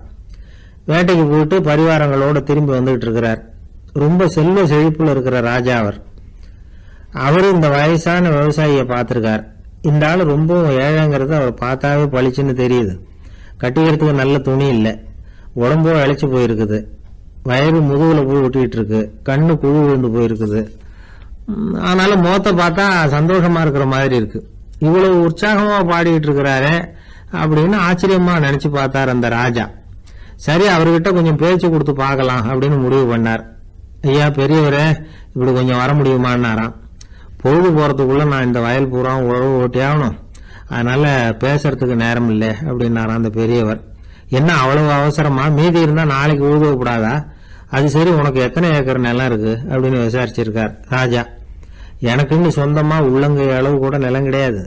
இது எங்க முதலாளியோட நிலம். இதை பூராவும் ஊது முடிச்சாதான் அவர் கூலி கொடுப்பார். நான் கூலிக்கு ஊதுகிட்டு இருக்கிறேன். உங்ககிட்ட பேசிக்கிட்டு இருந்தா அவருக்கு துரோகம் பண்ணது மாதிரி ஆயிடும் அப்படின்னாராம். ராஜா குதிரை விட்டு கீழே இறங்கினார். வரப்புல நடந்து அந்த பெரியவர்கிட்டயே போனாராம். சரி, ஒரு நாள் பூரா ஊதான் உனக்கு எவ்வளவு கூலின்னு கேட்டிருக்கார். 8 அணா கூலி கிடைக்கும்னாராம் அவர். இது ரொம்ப காலத்துக்கு முன்னாடி நடந்த ஒரு சம்பவங்கிறதுனால அப்ப 8 அணா கூலிங்கிறது ரொம்ப பெருசு. இருந்தாலும் அதுவும் அந்த ராஜாவுக்கு பெரிய கூலியா தெரியல. இவ்வளவுதானா, இதை வச்சுக்கிட்டு நீ எப்படி காலம் தள்ளுற அப்படின்னாராம். ஒன்னும் கவலை இல்லை அப்படின்னாராம் அவரு. ராஜாவுக்கு ரொம்ப ஆச்சரியமா போச்சு. 8 அணா கூலி வாங்குற இந்த ஆளு கவலை இல்லாம இருக்கிறார், ஏராளமான வசதியோட இருக்கிறன்னா கவலை இல்லாம வாழ முடியலையே அப்படின்னு நினைச்சு பார்த்திருக்கார். அது சரி, 8 அணாவில் எப்படி குடும்பம் நடத்துற அப்படின்னு கேட்டாராம். எனக்கு கிடைக்கிற 8 அணாவில் 2 அணா குடும்பத்துக்கு செலவழிக்கிறேன், 2 அணா பழைய கடனுக்கு கொடுக்குறேன், 2 அணா தர்மம் செய்யறேன், 2 அணா வட்டிக்கு கொடுக்குறேன், ஒரு குறையும் இல்லைன்னாராம். ராஜாவுக்கு ஒன்றும் புரியல. எனக்கு ஒன்றும் புரியலேன்னு இருக்காரு. ஐயா, எனக்கும் என் மனைவிக்கும் 2 அணா செலவாகுது. வயசான அம்மா அப்பா இருக்கிறாங்க, சின்ன வயசுல என்னை காப்பாத்தினவங்க அவங்க. அந்த கடனுக்கு 2 அணா செலவாகுது, அது பழைய கடன். என் தங்கச்சி ஒருத்தி ஆதரவு இல்லாத நிலைமையில தன்னுடைய மகனோட என் வீட்டுல இருக்கிறா. அவளுக்கும் அவள் மகனுக்கும் 2 அணா செலவு பண்றேன், அது தர்மம். எனக்கு 2 பிள்ளைங்க இருக்கிறாங்க, அவங்களுக்கு 2 அணா செலவு பண்றேன், அது வட்டிக்கு கொடுக்கறது மாதிரி. பிற்காலத்தில் அவங்க எங்களை காப்பாற்றுவாங்க. அந்த வகையில் நான் திருப்தியோடு வாழ்ந்துகிட்டு இருக்கிறேன் அப்படின்னாராம். ராஜாவுக்கு அர்த்தம் புரிய ஆரம்பிச்சுதான். அந்த பெரிய நிலத்தை விலை கொடுத்து வாங்கி அந்த பெரியவருக்கே தானமாக கொடுத்துட்டாராம். இப்போ ஊழவருக்கே நிலம் சொந்தமாயிட்டுது. அன்னையிலிருந்து அரசனுக்கும் ஆறுதல் கிடைச்சுதான். இப்படி ஒரு கதை சொல்லுவாங்க. எட்டனா வருமானத்தை வச்சுக்கிட்டு எப்படி காலத்தை தள்ளுறதுன்னு சொல்றதுக்காக இந்த கதையை சொல்றதாக யாரும் தப்பா நினைச்சுக்க கூடாது. கிடைக்கிறத எப்படி பங்கு போடுறார், எப்படி திருப்தியா வாழறார் அப்படிங்கிறது தான் முக்கியம். அது மாதிரி இன்றைக்கு இந்த பொங்கல் திருநாள்ல உழவர்கள் மனசு மகிழ்ச்சியா இருந்ததுன்னா அது எல்லாரும் மகிழ்ச்சியா இருக்கிறது மாதிரி அர்த்தம். அதனால அவர்கள்ட்ட இருந்து நாம பாடம் கத்துக்கணும். சில உழவர்கள் தங்கள் நிலத்துல விளையறத தாங்கள் சாப்பிட மாட்டாங்க. அடுத்தவங்கள்ட்ட வித்துட்டு சந்தையில போய் வேற அரிசி வாங்கிட்டு வந்துதான் இவங்க சாப்பிடுவாங்க. அப்படிப்பட்ட விவசாயிகள்லாம் இது உண்டு. பங்கிடுகிற பண்பை உழவர்கள்ட்ட இருந்து கற்றுக்கொள்ளுங்கள் அப்படிம்பாங்க. ஒரு ஆள் நிம்மதியா மகிழ்ச்சியா இருந்தானா உங்க நிம்மதிக்கும் மகிழ்ச்சிக்கும் என்ன காரணம்னு கேட்டிருக்காரு இன்னொருத்தர். என்கிட்ட இருந்தது பூராவையும் என் பிள்ளைங்களுக்கு சமமா பங்கு போட்டு கொடுத்துட்டேன், எனக்குன்னு எதுவுமே வச்சுக்கல, அதுதான் நிம்மதிக்கு காரணம்னு இருக்கான். உங்ககிட்ட இருந்தது எவ்வளவு இருந்தது அப்படின்னு கேட்டிருக்காரு அவரு. மொத்தமா ஒரு 50,000 ரூபாய் இருக்கும் அப்படின்னு இருக்கான். அவ்வளவும் பணமாவே இருந்ததா அப்படின்னு கேட்டிருக்காங்க அவங்க. இல்லைங்க, அவ்வளவும் கடன், அதுதான் பிரிச்சு கொடுத்துருக்கேன் பிள்ளைங்க கிட்ட அப்படின்னு நானும். அவன் மனித நேயம்ங்கிறத பத்தி சொல்லுவாங்க. மனித நேயம் ஏன்னா ஒரு கணவன் கணவனா இருக்கணும், மனைவி மனைவியா இருக்கணும். ஒரு மனுஷன் இன்னைக்கு மனிதனாக இல்லை, மனித நேயம் குறைஞ்சி போச்சு. எது குடும்ப உறவுகள்லாம் ரொம்ப மாறி போச்சுன்னு சொல்ல. இப்போ நாகரிகத்தில் அப்படி தான் இருக்குது. ஒரு இதில் ஒருத்தன் என்ன பண்ணியிருக்கிறான், ஒரு சின்ன பையனை கொண்டு வந்தானா. ஒரு சின்ன பையன் பக்கத்தில் இருக்கான். ஒரு பெரியவர் கேட்டிருக்காரு, யாரப்பா அந்த பையன் அப்படின்னு கேட்டிருக்காரு. இவன் சொன்னான்னா, இந்த பையன் எனக்கு தூரத்து உறவுன்னு இருக்கான். சரி, தூரத்து உறவுன்னா எப்படி அப்படின்னு கேட்டிருக்கான். இந்த பையன் எங்கள் அப்பாவுக்கு 8வது புள்ள அப்படின்னு நானா. கூட பிறந்தவனே அவ்வளோ தூரமாக போயிட்டான், 8வதாக பிறந்தான். அப்படி இருக்கு குடும்ப உறவுகள்ங்கிறது. மனுஷனுக்கு வேல்யூ விஞ்ஞானம் எப்படி போட்டிருக்குன்னா, ஒரு மனித உடம்பில் இருக்கிற கால்சியத்தை மட்டும் தனியாக எடுத்தால் ஒரு சின்ன ரூமுக்கு வெள்ளை அடிக்கலாமா. ஒரு மனுஷ உடம்புல இருக்கிற பாஸ்பரஸை மட்டும் தனியாக எடுத்தால் ஒரு 40 நெருப்பு குச்சி தயார் பண்ணலாம். ஒரு மனுஷ உடம்புல இருக்கிற இந்த கொழுப்பு சத்தை மட்டும் தனியாக எடுத்தால் ஒரு 7 சோப்பு கட்டி தயார் பண்ணலாம். அது மாதிரி ஒரு மனுஷ உடம்புல இருக்கிற இரும்பு சத்தை மட்டும் தனியாக எடுத்தால் ஒரு 2 அங்குல ஆணி 2 செய்யலாம். இவ்வளவுக்கும் விலை போட்டால் 42 ரூபா 50 காசு. இதுதான் மனுஷனுக்கு விஞ்ஞானம் போட்டிருக்கிற விலை. அது எப்போ அது ஒசரும்னா, அவன் மனுஷனாக இருக்கிற வரைக்கும் இருக்கிறப்ப தான். அதுவும் செத்து போனால் அதுவும் கிடையாது, செத்து போனால் அதுவும் குறைஞ்சிரும். மிருகங்களுக்கெல்லாம் அப்படி இல்லை, செத்ததுக்கு அப்புறம் விலை கூடும். அங்கெல்லாம் எல்லா ஊர்லேயும் பார்த்திங்கன்னா உயிர் கோழி 50 ரூபா, உரிச்ச கோழி 60 ரூபான்னு போட்டிருக்கோம். செத்ததுக்கு அப்புறம் 10 ரூபா அதிகம். மனுஷனை நீ உயிர் மனுஷன் 42 ரூபா 50 காசு, செத்ததுக்கு அப்புறம் 52 ரூபான்னா நீயே வச்சுக்கிடாது, எனக்கு எது கண்டு போடும். அவன் எப்போ அவனுக்கு வேல்யூ கூடும்னா, மனிதனாக வாழும்பொழுது தான் வேல்யூ கூடும். குடும்பத்தில் அந்த அந்த பாசத்தோடு வாழணும்னு கடவுள்கிட்ட கேட்டு சொன்னாங்களே, அதுதான். இந்த சமூகங்கிறதும் ஒரு பெரிய குடும்பம்தான். அதனால தான் இந்த நாட்டுக்கு உள்ள பெருமையை எல்லாரும் ஒற்றுமையாக இருந்தால் எதையும் சாதிக்கலாம்ங்கிறது தான் இந்த நாட்டுக்கு உள்ள பெருமை. அப்படி நிரூபித்தோம். அதனால் சமூகங்கிறதும் ஒரு குடும்பம் மாதிரி இருக்கிறது தான் பெருசு. இப்போ சில இதெல்லாம் இப்போ ஜாதி மத வேறுபாடெல்லாம் நம்முடைய முன்னேற்றத்தை தடுக்கும். விலங்குகள் நம்மளோட மேலானது. அதான் ஒரு ஊரில் ஒரு சிவன் கோயில் இருந்துதான். சிவன் கோயிலில் அந்த புறாவெல்லாம் வளர்ந்துக்கிட்டு இருந்திருக்கு. அந்த மாடத்தில், சிவன் கோயில் மாடத்தில் புறாவெல்லாம் கூடியிருந்திருக்கு. உடனே அதுக்கு கும்பாபிஷேகம் பண்ணுறதுக்காக ஊரில் திட்டம் போட்டாங்க. சிவன் கோயிலுக்கு வெள்ளடிக்க ஆரம்பித்தாங்க. வர்ணம் பூச ஆரம்பித்ததும் அதுக்கு சாரம் கட்டுவாங்கள்ல, அந்த குச்சியெல்லாம் வச்சு சாரம் கட்டுவாங்க. உடனே இந்த புறாவெல்லாம் என்ன பண்ணிச்சான், இனிமேல் நம்ம இங்கே வெள்ளை அடிக்கிறாங்க, கும்பாபிஷேகம் வருது, நம்ம இங்கே குடியிருக்க முடியாது, எதிர்த்தாப்புல எங்கே போகலான்னு பார்த்துருக்கு. இந்த உயரம் கோபுரத்தில் இருந்த புறாவெல்லாம் எதிர்த்தாப்புல ஒரு மாதா கோயில் இருந்திருக்கு, சர்ச்சு. அங்கே சில மாடங்களில் புறாவெல்லாம் இருக்குது, சில மாடம் இருக்குது. உடனே நம்மளாம் அங்கே போயிடும் கொஞ்சம் காலத்துக்குன்னு எல்லாம் புறப்பட்டு இந்த மாதா கோயிலுக்கு போயிடுது. அங்கே போனால் அங்கே இருக்கிற புறாவோடு சேர்ந்து இதுவும் குடியிருந்துட்டுருக்கு. கொஞ்ச நாள் என்னாச்சு, அங்கே கிறிஸ்மஸ் வந்துட்டுது. கிறிஸ்மஸ் வந்ததும் சரி இங்கேயும் வெள்ளடிக்க ஆரம்பிக்கிறாங்க. நம்ம மறுபடியும் எங்கடா போகிறதுன்னு பார்த்தா அங்கே இருக்கிற புறாவோட சேர்ந்து இதுவும் சேர்ந்து நேராக ஒரு பள்ளிவாசல் இருந்தது. எதுக்கு அங்கே இருக்கிற மாடத்தில் போய் அங்கே குடியேறிட்டுது எல்லாம். அங்கே போனால் அங்கே ரமலான் மாதம் ரம்ஜானுக்காக அதையும் புதுப்பிக்க ஆரம்பித்தாங்க. இது என்ன பண்ணுறதுன்னு சொல்லி இந்த 3 செட்டு புறாவும் சேர்ந்து என்ன பண்ணுச்சு, எங்கே போகலான்னு பார்த்தா மறுபடியும் அதுக்குள்ளே இந்த சிவன் கோயிலில் கும்பாபிஷேகம் முடிஞ்சு போச்சான். முடிஞ்சிருக்கு, அங்கே போடுவோம் எல்லாருன்னு சொல்லி எல்லா புறாவும் அந்த சிவன் கோயிலுக்கு வந்துடுது. அங்கே போய் மாடத்தில் அதை குடியிருந்துட்டுது. அப்போ திடீர்னு ஒரு நாள் பார்த்தா ஒரே கலவரம் பூமியில் எல்லாம் ஒருத்தன் அருவாளை தூக்கிட்டு நிற்கிறான், குச்சி எடுத்து ஒருத்தனை சுட்டுக்கிறான். ஒரே கலவரம், சத்தம், ஒரே மத கலவரம் வந்துட்டுது ஊரில். அப்போது புறாவெல்லாம் மாடத்தில் இருந்துக்கிட்டு ஒரு குஞ்சு புறா அவங்க அம்மாட்ட கேட்டுதான், இது என்ன, இந்த மனுஷனுக்கு என்னாச்சு, அவன் கத்தியை தூக்கிட்டு நிற்கிறானே அப்படின்னு கேட்டுதான். ஒரு குஞ்சு புறா அவங்க அம்மாட்ட கேட்டுதான், அம்மா புறா. இப்போ அம்மா அந்த புறா சொல்லித்தான், மனுஷனுக்கு இப்போ மதம் பிடிச்சிருக்கு, அதான் கத்தியை தூக்கிட்டு நிற்கிறான் அப்படின்ருக்கு. இப்போ நமக்கெல்லாம் பிடிக்கலையே அப்படின்னு தான். அப்போ அந்த புறா சொல்லித்தான், அந்த பாருமா, நாம் இந்த சிவன் கோயிலில் இருந்தாலும் நமக்கு புறான்னு தான் பேர், இந்த மாதா கோயிலுக்கு போனாலும் நமக்கு புறான்னு தான் பேர், பள்ளிவாசலுக்கு போனாலும் நமக்கு புறான்னு தான் பேர். அந்த மனுஷன் அப்படி இல்லை. அவன் இங்கே இருக்கிற வரைக்கும் இந்துன்னு சொல்லுவான், அங்கே மாதா கோயிலில் இருந்தான்னா கிறிஸ்தவன்னு சொல்லுவான், பள்ளிவாசலில் இருந்தான்னா முஸ்லீம்னு சொல்லுவான். அப்போ இப்போ குஞ்சு புறா அது என்ன இப்படி பண்ணுறாங்க மனுஷங்க, இப்போ அவங்கள விட நம்ம வசதி போல் இருக்க, நம்ம தேவலாம் போல் இருக்க அப்படின்னு தான் அந்த குஞ்சு புறா. அப்போ அந்த தாய் புறா சொல்லித்தான், உண்மைதான், அதனால தான் நம்ம மேலான இடத்துல இருக்கிறோம், அவன் கீழே நிற்கிறான் என்னமோ அப்படின்னு சொல்லித்தான். இதுதான் அந்த குடும்பம்ங்கிறது, சமுதாயம்ங்கிறது ஒரு பெரிய குடும்பம். அது இந்த புறாகிட்டேருந்து மனுஷன் கற்றுக்க வேண்டியிருக்கு. அப்படி இருக்குது இன்றைக்கி மனுஷனுடைய நிலைமை. அதை புரிஞ்சுக்கணும். அப்படி தான் ஒவ்வொரு இதுலேயும் நாம் நடந்து கொள்ள வேண்டியிருக்குது. மிருகங்கள்டேருந்து கற்றுக்கிற வாய்ப்பெல்லாம் இருக்குது. அப்படி சொல்லுவாங்க. ஒருத்தர் வேகமாக வந்தார், அவசரமாக ஒரு செய்தித்தாள் வாங்கினார், அதை விட வேகமாக அங்கேயே நின்றுக்கிட்டு அதை புரட்டினார். ஒரு நிமிஷம் என்னத்தையும் ஆர்வமாக பார்த்தார், அதுக்கப்புறம் நிதானமா பேப்பரை மடிச்சு வச்சுக்கிட்டு அவசரம் இல்லாம நடந்து போனார். அவர்கிட்ட மெதுவா போய், அப்படி என்னத்த சார் அவ்வளவு ஆர்வமா பாத்தீங்க அப்படின்னு கேட்டோம். கடையில பேப்பர் வாங்கின உடனே முதல் காரியமா அதை பாத்துருவேன் சார் அப்படின்னார். ஏதேன்னு கேட்டோம். அதுதான் சார் ராசி பலன், அதை பார்த்தாதான் எனக்கு எல்லாமே சரியா ஓடும் அப்படின்னார். அது சரி சார், ராசி பலன்ல என்ன போட்டிருக்கு அப்படிங்கறத பாக்குறீங்க, சரி அதுல போட்டிருக்கிறது பிரகாரம் அன்னைக்கு சரியா நடக்குதா அப்படின்னு கேட்டோம். நடக்குதா இல்லையானெல்லாம் சரி பார்த்துக்கிட்டு இருக்க மாட்டேன் சார், காலையில அதை பார்க்கணும், அதுல ஒரு ஆவல், அவ்வளவுதான். கிட்டத்தட்ட எல்லாருமே இதே மாதிரி ஒரு ஆர்வத்துலதான் அதை பார்த்துட்டு இருக்கிறாங்க. ராசி பலன் பாக்குற பழக்கம் தமிழர்கள் கிட்ட ரொம்ப அதிகமா இருக்குதுங்கிறார் ஒரு பேராசிரியர். அவர் எழுதியிருந்த ஒரு ஆய்வு கட்டுரை ஒண்ணு சமீபத்துல படிச்சோம். ராசி பலன் போடாம வர்ற நாளிதழ்கள் இங்க ரொம்ப குறைச்சல், அது போட்டாதான் அதிகமா விற்பனை ஆகுது. அதனால அதுல நம்பிக்கை இல்லாதவங்க கூட அதை போட்டுக்கிட்டு இருக்கிறாங்க. ரொம்ப வேடிக்கை சார், மெட்ராஸ்ல பேப்பர் வாங்கி தன்னோட ராசி பலன் பார்த்துட்டு பெங்களூர்ல ஓடுற குதிரை மேல பணம் கட்டுறவங்களும் உண்டு.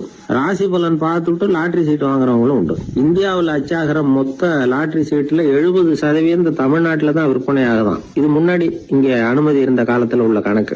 இப்பதான் அதை கட்டுப்பாடு பண்ணியாச்சு. வான் மண்டலம் பூ மண்டலத்தை பாதிக்கிறது உண்மைதான். அதை அறிவியல் பூர்வமா சிந்திக்கணும். அதை விட்டுட்டு இன்று நண்பரால் பண வரவு அப்படின்னு ராசி பலன் பார்த்துக்கிட்டு இருக்கிறோம். நம்முடைய நண்பன் இன்னைக்கு பணம் கொண்டாந்து கொடுக்க போறான்ங்கிறது ஆகாயத்துல உள்ள நட்சத்திரத்துக்கு எப்படி தெரியும்? அதுவும் இல்லாம இங்க உள்ள நண்பர்கள் எந்த காலத்துல பணம் கொண்டாந்து கொடுத்துருக்காங்க. நண்பர்களை பக்கத்திலேயே இருந்து பாக்குற நம்மாலேயே புரிஞ்சுக்க முடியல. எங்கேயோ இருக்கிற நட்சத்திரத்துக்கு என்ன தெரியும்? ஒரு காலத்துல நாம வாழ்கிற இந்த பூமி ஒரே இடத்துல நிலையா நிக்குதுன்னு, சூரியனும் சந்திரனும் பூமியை சுத்திட்டு வருதுன்னு நம்பிக்கிட்டு இருந்தோம். அந்த காலத்துல உருவான ராசி பலன் கொள்கையை சூரியனை சுத்தி தான் பூமி வருதுன்னு தெரிஞ்சுக்கிட்ட இந்த காலத்திலயும் நம்பிக்கிட்டு இருக்கிறது ரொம்ப வினோதம் தான். இந்த ராசி பலன் பாக்குற பழக்கம் நம்முடைய ஊக்கத்தை இழக்க செய்யக்கூடிய ஒரு பழக்கம். அது வேண்டியது இல்லைங்கிறது தான் அறிவாளிகள் கருத்து. இப்போ ஒரு உதாரணத்துக்கு நாமே ஒரு சோதனை செஞ்சு பார்ப்போமே. ஒரே நாள் வந்த தினசரி பேப்பர்கள் சிலதை எடுத்துக்கிட்டோம். அதுல ஒரே ராசிக்கு ஒவ்வொரு பேப்பர்லயும் என்ன பலன் போட்டிருக்கு பார்க்கலாமா? என்னுடைய நண்பர் ஒருத்தர் ராசிக்கு ஒவ்வொரு செய்தித்தாள்லயும் என்ன ராசி பலன்னு பார்த்தோம். ஒரு பேப்பர்ல செலவும் சிரமமும் அப்படின்னு போட்டிருக்கு, இன்னொரு பேப்பர்ல சுலபமாக நன்மை அப்படின்னு போட்டிருக்கு. இதுல எதை நம்புறது? நீங்களும் ஒரு நாள் இதை சோதிச்சு பாருங்க. பல பேப்பர் வாங்கி உங்க ராசிக்கு ஒவ்வொரு பேப்பர்ல என்ன போட்டிருக்குன்னு பாருங்க. எல்லாம் ஒரே விதமா இருக்காது, மாறி மாறி இருக்கும். என்னுடைய நண்பர் ஒருத்தர் நானும் ஒரு நாள் கடையில பேப்பர் வாங்கணும். நண்பர் ராசி பலன்ல எல்லாம் ரொம்ப நம்பிக்கை இல்லாதவர். இருந்தாலும் நான் பேப்பர் வாங்கின உடனே உங்க ராசி என்ன சொல்லுங்க, பலன் என்னன்னு பாக்கலாம்னு. அவர் சிரிச்சுக்கிட்டு அதெல்லாம் டூப்புங்க, அதை ஏன் பாக்குறீங்க, சும்மா சொல்லுங்கன்னு. என் ராசி தனுசு, அதுல பண வரவுன்னு போட்டிருக்கோம் அப்படின்னாரு. நான் பார்த்தேன், ஆச்சரியப்பட்டு போயிட்டேன். பண வரவுன்னு தான் போட்டிருக்கு சார், அது எப்படிங்க பார்க்காமலே கரெக்டா சொல்லிவிட்டீங்க அப்படின்னு கேட்டேன். அவர் மெதுவா கிட்ட காதோட காதா சொல்றாரு, அந்த பேப்பருக்கு தினமும் ராசி பலன் எழுதி கொடுக்கறதே நான் தான் சார் அப்படின்னாரு.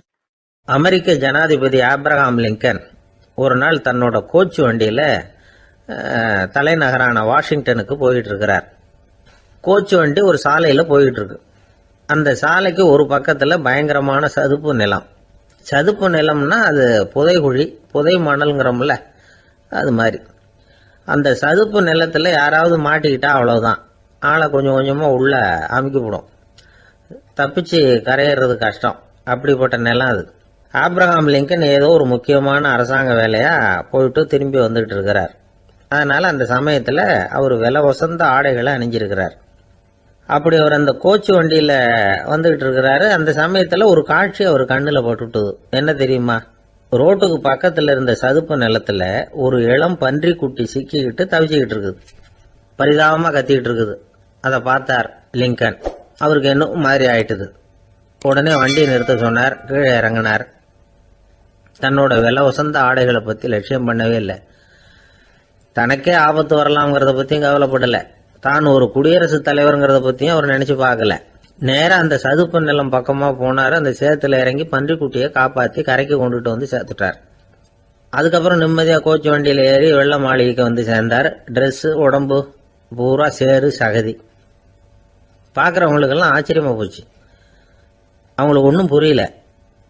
இவர் நேராக ட்ரெஸ்ஸு மாற்றிக்கிறதுக்காக போனார். கோச்சு வண்டி ஓட்டிகிட்டு வந்தவங்கிட்ட போய் எல்லாரும் கேட்டாங்க என்ன ஆச்சு அப்படின்னு. அவர் வர்ற வழியில் நடந்த விவரத்தை சொன்னார். ஆப்ரஹாம் லிங்கனுடைய இந்த இறக்க குணத்தை எல்லாரும் பாராட்டினாங்களாம், புகழ்ந்தாங்களாம். ஆனால் இதுக்கு லிங்கன் என்ன பதில் சொன்னார் தெரியுமா? தயவு பண்ணி இந்த புகழ்ச்சியான பேச்சையெல்லாம் ஒதுக்குங்க, அதெல்லாம் வேணாம். அந்த சின்ன பிராணி சகதியில் மாட்டிக்கிட்டு துடிச்சிக்கிட்டு இருந்தது, அதை பார்த்தேன். உடனே என்னுடைய இதயத்தில் ஒரு முள்ளு தைச்சது மாதிரி ஒரு உணர்வு. அந்த முள்ளை பிடுங்கி எறிஞ்சேன், அவ்வளவுதான். உண்மையில் அந்த பிராணிக்கு நான் உதவினேங்கிறத விட எனக்கு ஏற்பட்ட இன்னலை போக்கிக்கிட்டேன் அப்படிங்கிறது தான் உண்மை. அதுதான் பொருத்தம். அப்படி இருக்கிறப்போ இதில் புகழறதுக்கு என்ன இருக்குது அப்படின்னாரு ஆப்ரஹாம் லிங்கன். எவ்வளவு யதார்த்தமான வார்த்தைகள் பாருங்க. இந்த காலத்தில் நம்மளையும் பல பேர் அப்படி உண்டு. நீச்சல் தெரியாத ஒரு ஆள் தண்ணியில் இறங்கிட்டான். தண்ணி ஆழம்ங்கிறது அப்புறமா தான் தெரிஞ்சுது. தத்தளிக்க ஆரம்பிச்சுட்டான். வாழ்னு கத்துறான். கரையில் நின்றுட்டு இருந்த ஒருத்தர் இதை பார்த்தார். உடனே அவருக்கு இதயத்தில் முள்ளு தைச்சது மாதிரி ஒரு உணர்வு. உடனே குபீர்னு தண்ணியில் பாஞ்சார். அவரை காப்பாற்றி கரைக்கு கொண்டுட்டு வந்து சேர்த்தார். இதை பார்த்துக்கிட்டு இருந்த இன்னொருத்தர் காப்பாற்றின அந்த ஆளை பாராட்டி புகழ்ந்தார். என்ன புகழாதீங்க சார் அப்படின்னார் அவர். ஏன்னு கேட்டார் இவர். நான் அந்த ஆளை ஏன் காப்பாற்றினேன் தெரியுமா? அவன் நேற்றுக்கு என்கிட்ட 300 ரூபா கடன் வாங்கியிருக்கிறான். இவன் தண்ணியில் போட்டான்னா நான் கொடுத்த கடனும் தண்ணியில் போடும். அதனால தான் விழுந்து காப்பாற்றினேன் அப்படின்னா அந்த ஆள். ஒரு ஊரில் ஒருத்தர் இருந்தான். ஒரு நாள் காலையில் எழுந்திரிச்சான். ஒரு 10 ரூபாய் எடுத்து சட்டை பையில் வச்சுக்கிட்டான். கடை தெருவுக்கு புறப்பட்டான். காய்கறி வாங்குறதுக்காக அவன் போகிறான். காய்கறி சந்தைக்கு போய் சேர்ந்தான். கத்திரிக்காய் 4 கிலோ கொடுங்கன்னா கொடுத்தாங்க. காசு கொடுக்கறதுக்காக சட்டை பையில் கையை விட்டான். பணத்தை காணும். 10 ரூபாயை சட்டை பையில் வச்சுக்கிட்டு தான் வந்தான். அது இப்போ அங்கே இல்லை. வழியில் எங்கேயும் அது விழுந்துட்டு போட்டிருக்கு. அல்லது யாராவது திருடர்கள் தெரியாமல் அதை எடுத்துக்கிட்டு போட்டாங்களா என்னன்னு தெரியல. எப்படியோ 10 ரூபாயை அவன் இழந்துட்டான். கையில் காசு இல்லை. அதனால் கத்திரிக்காயை திருப்பி கொடுத்துட்டு கவலையோடு வீட்டுக்கு திரும்பி வந்தான். அதையே நினச்சிக்கிட்டு இருந்தான். அவனுக்கு துக்கம் அதிகமாக போச்சு. அழ ஆரம்பிச்சிட்டான். காய்கறிகள் வாங்கிட்டு வந்து ஆனந்தமாக சமைச்சு சாப்பிட்லாம்னு நினச்சோம். அது முடியாமல் போச்சேங்கிற கவலை அவனுக்கு. அதனால் அதை மறக்கவே முடியல. இது நடந்து கொஞ்ச நாள் ஆச்சு. அதே மனுஷன் இன்னொரு நாள் அதே மாதிரி புறப்பட்டான். பணத்தை எடுத்து பையில் வச்சுக்கிட்டான். காய்கறி சந்தையை நோக்கி போய்கிட்டு இருக்கிறான். இப்போ வழியில் ஒரு ஏழை பையனை பார்த்தான். தம்பி எங்கே போகிற அப்படின்னு கேட்டான். ஐயா பள்ளிக்கூடத்துக்கு போய்கிட்டு இருக்கிறேன் அவன். சரி, அதுக்கே எவ்வளவு கவலையோடு போய்கிட்டு இருக்கிற அப்படின்னு விசாரித்தான் அவன். ஐயா நான் ரொம்ப ஏழை, வீட்டில் வசதி இல்லை, பரீட்சைக்கு பணம் கட்டணும், இன்றைக்கி கடைசி நாள், என்ன செய்கிறதுன்னு தெரியலன்னா. இவன் பார்த்தான். தாங்கிட்ட இருக்கிற பணத்தை எடுத்து அந்த பையன்கிட்ட கொடுத்தான். இதை வச்சுக்கோ, உடனே பணத்தை கட்டு, நல்லா படி, பரீட்சை எழுது அப்படின்னு சொல்லிவிட்டு திரும்பி வந்துட்டான். வெறுங்கையோடு திரும்பி வந்தோம். வீட்டில் கேட்குறாங்க எங்கே காய்கறின்னு வழக்கம் போல் கேட்டாங்க. இவன் நடந்ததை சொன்னான். இப்போ வீட்டில் இருந்தவங்க அவங்ககிட்ட ஒரு கேள்வி கேட்டாங்க. ஏங்க இதே மாதிரி முன்னாடி ஒரு தடவை காய்கறி வாங்க போய் வெறுங்கையோடு திரும்பி வந்தீங்க, இப்போவும் வெறுங்கையோடு தான் திரும்பி வந்திருக்கிறீங்க. ஆனால் முன்னாடி வந்தப்போ வருத்தமாக இருந்தீங்க, இப்போ உங்கள் முகத்தில் வருத்தம் தெரியலையே அப்படின்னு கேட்டிருக்கிறான். அதாவது வீட்டில் இருக்கிறவங்க கேட்டாங்களாம். இப்போ அந்த மனுஷன் யோசிக்க ஆரம்பித்தானான். இந்த 2 நிகழ்வுகளுக்கு என்ன வித்தியாசம்? போன தடவை அவன் பணத்தை இழந்தான், இந்த தடவை அவன் பணத்தை இழந்திருக்கிறான். போன தடவை யாரோ திருடிட்டு போயிட்டாங்க, இந்த தடவை அவனாவே ஒரு பையன் பேரில் இறக்கப்பட்டு எடுத்து கொடுத்துருக்குறான்.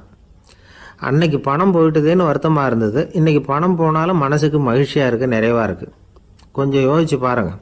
பணத்தை இழந்தது மகிழ்ச்சிக்கோ வருத்தத்துக்கோ காரணமாக இருக்க முடியாது. அப்படின்னா வேற எது காரணம்? அன்றைக்கு பணத்தை இழந்துட்டேன்னு அழுதான், இன்றைக்கு பணத்தை இழந்தாலும் மகிழ்ச்சியாக இருக்கிறான். ஆகவே மகிழ்ச்சிக்கும் துக்கத்துக்கும் இழப்பு காரணம் அல்ல, இழப்பு பற்றிய நம்முடைய அறிவு தான் காரணம் அப்படிங்கிறது பெரியவர்களுடைய கருத்து. எந்த பொருளும் நமக்கு கவலையை உண்டு பண்ணுறதில்ல, அந்த பொருள் பேரில் நாம் வைக்கிற பற்று தான் கவலையை உண்டு பண்ணுது. பொருள்கள் நம்ம விட்டுட்டு போயிட்டா நாம் அழுதுகிட்டு இருக்கிறோம், நாமே அதுகளை விட்டுட்டு வந்துட்டா மகிழ்ச்சியாக இருக்கிறோம். இந்த உண்மையை புரிஞ்சுக்கிட்டு நம்முடைய வாழ்க்கையை நல்ல விதமாக அமைச்சிக்கணும்.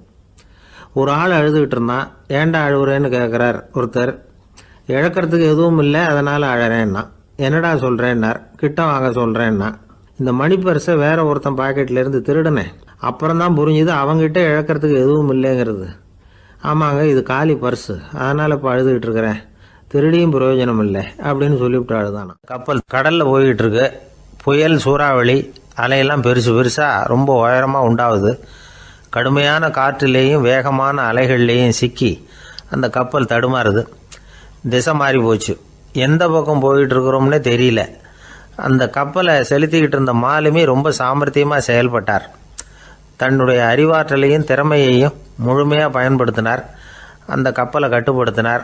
மெதுவாக அந்த சூறாவளியிலிருந்து கப்பலை காப்பாற்றி கரைக்கு கொண்டுட்டு சேர்த்துட்டார். மாலுமின்னு ஒருத்தர் இருந்ததுனால அந்த மரக்கலம் காப்பாற்றப்பட்டது. மாலுமின்னு ஒருத்தர் இல்லைன்னு வச்சுக்கோங்க, அந்த கப்பலோட கதி என்னவா இருக்கும் யோசிச்சு பாருங்க. ஒரு கோபக்காரனுடைய நிலைமையும் அப்படித்தானா. கோபக்காரன்கிறவன் ஒரு மாலுமி இல்லாத மரக்கலம் அப்படிங்கிறார் நபிகள் நாயகம். கொந்தளிக்கிற கடல்ல கொடுமையான அலைகளின் உச்சியில் அல்லல் படுகிற மரக்கலத்தை விட மோசமானது கோபக்காரனின் நிலைமை அப்படிங்கிறது அவருடைய கருத்து. அது மாதிரி இதுன்னு சொல்லல, அதை விட மோசம் இது அப்படிங்கிறார். ஏன் தெரியுமா? ஒரு கப்பல் கடல்ல தடுமாறினா அதை சரிப்படுத்த மாலுமி இருக்கிறார். அவர் தன்னுடைய சாமர்த்தியத்தினால் அதை கட்டுப்படுத்தி சரியான வழிக்கு கொண்டுட்டு வந்துடுவார். ஆனால் கோபக்காரனுடைய நிலைமை அப்படி இல்லை அப்படிங்கிறார் நபிகள் நாயகம். மனித மனம் ஒரு மரக்கலம், அறிவு அதில் இருக்கிற மாலுமி. மாலுமி மரக்கலத்தை செலுத்துகிறான், அவனுக்கு கட்டுப்பட்டு அது ஓடுது. ஆனால் கோபக்காரனுங்கிற மனுஷங்கிட்ட அறிவுங்கிற மாலுமி சரியாக வேலை செய்ய மாட்டான். ஏன்னா கோபம் அந்த மாலுமியின் கண்களை அவிச்சிரும், காதுகளை கேட்காம பண்ணிவிடும். கண்ணையும் காதையும் மூடிவிட்டு கப்பலை ஓட்டுனா எப்படி ஓட்டுறது? அதனால் கோபக்காரன் மாலுமி இல்லாத மரக்கலம். இடி மின்னலில் மாட்டிக்கிட்டு கஷ்டப்படுற கப்பல் மாதிரி கஷ்டப்படுறான். பெரியவங்கள்லாம் என்ன சொல்கிறாங்க? உனக்கு கெடுதல் பண்ணவனுக்கும் நீ நன்மையை செய், எவருடைய விருப்பு வெறுப்பையும் பொருட்படுத்தாதே. பரம எதிரிக்கும் நீ நன்மை செய்ய ஆரம்பித்தா உன்னுடைய தூய நிலையை பார்த்துட்டு அவனும் உனக்கு நெருக்கமான நண்பனாக ஆயிடுவான். இதுதான் பெரியவங்க நமக்கு சொல்லியிருக்கிறது. புனித குரான் சொல்கிறது என்ன? தீமையை நன்மையை கொண்டே நீர் தடுத்து கொள்ளும் அப்படின்னு சொல்லப்பட்டிருக்கு. அதில் இன்னா செய்தாரை ஒருத்தல் அவர் நாண நன்னயம் செய்து விடல் அப்படிங்கிறார் திருவள்ளுவர். செல்வந்தர் ஒருத்தர்கிட்ட ஒரு சிறுவன் ஆடு மேய்ச்சிக்கிட்டு இருந்தானா. பெரியவர் அவனை கூப்பிட்டு, நீ நேராக போய் ஒரு ஆட்டில் உள்ள ரொம்ப நல்ல பகுதி எதுவோ அதை எடுத்துக்கிட்டு வா அப்படின்னாரான். இவன் போனான். ஒரு ஆட்டு உடம்புல இருந்த நாக்கு, இருதயம், இது ரெண்டையும் எடுத்துகிட்டு கொடுத்தானான். பெரியவர் வாங்கி பார்த்தார். அதுக்கப்புறம் இப்போ நீ போய் இன்னொரு ஆட்டில் இருக்கிற ரொம்ப கெட்ட பகுதி எதுவோ அதை எடுத்துகிட்டு வா அப்படின்னாரான். இவன் போய் எடுத்துகிட்டு வந்தான். அவன் கையில் இருந்தது மறுபடியும் அதே மாதிரி நாக்கு, இருதயம், இது ரெண்டும் தான். என்னது இப்பவும் அதையே கொண்டுட்டு வந்திருக்கிற அப்படின்னாரான் பெரியவர். இவன் சொன்னானா, ஒரு உடம்புல உள்ள ரொம்ப நல்ல பொருளும் இதுதான், ரொம்ப கெட்ட பொருளும் இதுதான் அப்படின்னானா. இளம் வயசில் இப்படி பதில் சொன்னவர் தான் பேரறிஞர் லுக்மானுல் ஹக்கீம் அவர்கள். கோபப்படாமல் இருந்தால் இது ரெண்டும் நல்லா வேலை செய்யும், கோபப்பட்டால் இது ரெண்டும் மோசமாக வேலை செய்யும். அதை புரிஞ்சுக்கிறதுக்காகத்தான் இன்றைக்கி இந்த தகவல். கோபம் வந்துட்டால் நாம் என்ன செய்கிறோங்கிறது நமக்கே தெரியாது. ஒருத்தர் டாக்டர்கிட்ட போனார் அவசரமாக. டாக்டர், எனக்கு இப்போ கடுமையான கோப வெறி, எனக்கு கண்ணு மண்ணு ஒன்றும் புரியல, உடனடியாக அதை கட்டுப்படுத்தணும், உடனே இதுக்கு ஏதாவது ஒரு மாத்திரை கொடுங்க ப்ளீஸ் அப்படின்னார். அந்த டாக்டரும் உடனே ஒரு மாத்திரையை கொடுத்து இதை உடனே போடுங்க, நான் தண்ணி கொண்டுகிட்டு வரேன்னு உள்ளே போனார். தண்ணியோடு திரும்பி வந்தார். இவர் சொன்னார், டாக்டர் நீங்கள் கொடுத்த மாத்திரை ரொம்ப பெருசாக இருந்தது, இருந்தாலும் கஷ்டப்பட்டு முழுங்கிட்டேன்னார். டாக்டர் சந்தேகத்தோட மேசையை பார்க்குறார். பார்த்தா மாத்திரை அங்கேயே இருக்குது, பேப்பர் வெயிட்டை காணல. ஒரு பூங்கா, அங்க ஒருத்தர் நின்றுட்டு இருக்கிறார், ஏதோ ஆழ்ந்த யோசனையில இருக்கிறார். அந்த பக்கமா இன்னொருத்தர் வந்தார், இவரை கவனிச்சார். என்ன யோசனைன்னு கேட்டார். எப்படி எழுந்திருக்கிறதுன்னு யோசனை பண்ணிட்டு இருக்கிறேன்னாரு. அவர் கேட்டவருக்கு ஒரு மாதிரி ஆயிட்டுது. ஏற்கனவே நின்றுட்டு இருக்கிற ஒருத்தர் எப்படி எழுந்திருச்சு நிக்கிறதுன்னு யோசிக்கிறாருன்னா அது ஆச்சரியம் தானே. அதுக்கப்புறம் இவர் யோசிக்க ஆரம்பிச்சார், என்ன இவர் இப்படி பேசுறாரு அப்படின்னு. கீழே விழுந்தாதானே எழுந்திருச்சு நிக்க முடியும். எழுந்திருக்கணும்னு நினைக்கிறவங்க முதல்ல கீழே விழணும். இவர் முதல்ல கீழே விழணும், அதுக்கப்புறம் தான் எழுந்திருக்கிறது எப்படின்னு சிந்திக்க முடியும். இந்த உலகத்துல எல்லாருமே கீழே விழுந்து எழுந்தவர்கள் தான். இப்ப இந்த குழந்தை பருவத்துல கீழே விழாம நடைபயில கற்றுக்கிட்டவங்க யாராவது உண்டா? சின்ன வயசுல ஒரு தடவை கூட கீழே விழல சார், அப்படியே பிறந்தாரு வளர்ந்தாரு பெரியவர் ஆயிட்டார் அப்படின்னு யாரையும் சொல்ல முடியாது. மனுஷங்கிறவன் விழுந்து புரண்டு எழுந்துதான் நடக்க கத்துக்கிறான். ஒரு உண்மையை நாம எல்லாரும் புரிஞ்சுக்கணும். இந்த உலகத்துல தவறு செய்யாத மனிதர்களே யாரும் கிடையாது. அப்படி இருக்கிறப்போ எப்போதாவது நாம தவறு பண்ணிவிட்டோம்னா அதுக்காக மனசு உடைஞ்சு போயிடக்கூடாது, வாழ்க்கையில வெறுப்பு வந்துடக்கூடாது. தவறு நடந்துட்டுதா அதுக்காக மனசு உடைஞ்சு போடாதீங்க, அதை ஒரு பாடமா எடுத்துக்கங்க. அதே தவறு மறுபடியும் நடக்காம வேணும்னா பாத்துக்கலாம், அது போதும். தடைக்கல்ல படிக்கெல்லாம் மாத்திக்கணும், இதுதான் இதுல முக்கியம். ஒரு அலுவலகம், அங்க ஒரு அதிகாரி, அவர் உயர்ந்த பதவியில் இருந்தார், சிறந்த நிர்வாகின்னு பேர் வாங்கினவர். அவர் தனக்கு கீழே வேலை செய்யறவங்க கிட்ட எல்லாம் சொல்லுவாராம், இந்த நிறுவனத்துல நீங்க எத்தனை தடவை வேணும்னாலும் தவறுகள் செய்யலாம், ஒரே விஷயம் என்னன்னா ஒரே தவறை மறுபடியும் செய்யக்கூடாது, அது முக்கியம் அப்படின்பாராம். இத மேம்போக்கா பார்த்தா அவர் ஏதோ தன்னுடைய ஊழியர்களை தவறு செய்ய தூண்டுறது மாதிரி தெரியும். ஆனா உண்மை அப்படி இல்ல. இன்னைக்கு என்ன நடக்குது தெரியுமா? அநேகமா எல்லா மனிதர்களுமே ஒரே தவறை தான் மறுபடியும் செய்யறாங்க. விளையாட்டு வீரர்கள் ஒரே மாதிரியான தவறுகளை திரும்ப திரும்ப செய்யறது உண்டு. கணக்கு எழுதுறவங்களை பாருங்க, ஒரே தப்ப மறுபடியும் செய்வாங்க. அலுவலகம் வருகிறவர்களை கவனிங்க, ஒரு நாள் தாமதமா வந்தா பரவாயில்ல, தினமும் தாமதமா வருவாங்க. இது மாதிரி செய்த தவறையே திரும்ப திரும்ப செய்யறதுக்கு என்ன காரணம்? ஞாபகம் மறதி, கவனக்குறைவு, தன்னுடைய திறமை பேர்ல அளவுக்கு மீறிய நம்பிக்கை, இப்படி இதுல ஏதாவது ஒரு காரணமா இருக்கலாம் அப்படிங்கிறாங்க இது பற்றி ஆய்வு செய்கிற வல்லுநர்கள். ஒரு தடவை செஞ்ச தவிர மறுபடியும் செய்யறது இல்லைன்னு முடிவு செஞ்சுக்கிட்டு அதை செயல்படுத்த கத்துக்கணும், அது போதும், வாழ்க்கை வெற்றிகரமா அமையும் அப்படிங்கிறாங்க அந்த அனுபவசாலிகள். அதனால வெற்றிகரமா வாழ்க்கையில நடைபோட விரும்பும் இளைஞர்கள் தவிர்க்க வேண்டியது என்னன்னா, முதல்ல சோம்பலை தவிருங்கள், சுறுசுறுப்பாக இயங்குங்கள் அப்படிங்கறது அவங்க அறிவுரை. 2வது ஞாபகம் மறதி, எந்த செயல்லையும் ஈடுபாடு வேணும், அக்கறை வேணும். 3வது கவனக்குறைவு, எதையும் அலட்சியப்படுத்தக்கூடாது.